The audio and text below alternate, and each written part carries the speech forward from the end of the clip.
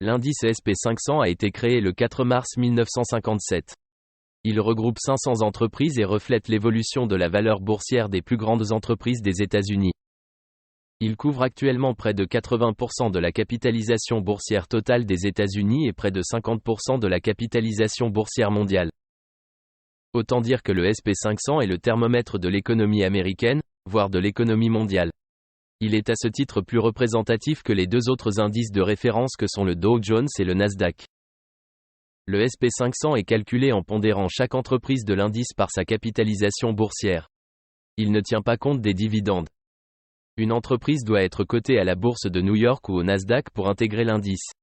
Elle doit également satisfaire différents critères, parmi lesquels un siège social aux États-Unis et une capitalisation boursière minimale.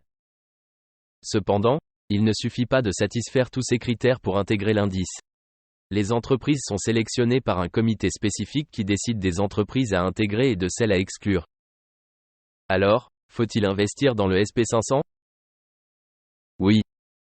Les États-Unis sont la première puissance mondiale et le dollar US reste la monnaie de référence. L'économie des États-Unis est dynamique, solide, et sa croissance ne se dément pas. Cependant, vous ne devez pas investir dans le SP500 n'importe comment. S'il affiche un rendement élevé, c'est au prix d'un risque qu'il est tout autant. Ainsi, sur les dernières années, le SP500 a parfois perdu près de la moitié de sa valeur. Assurez-vous donc de ne pas détenir dans votre portefeuille une proportion de SP500 trop importante qui vous exposerait à un niveau de perte que vous ne pourriez supporter. Sachez enfin que vous ne pouvez pas investir directement dans le SP500. En revanche, vous pouvez investir dans un ETF qui en répliquera fidèlement les évolutions.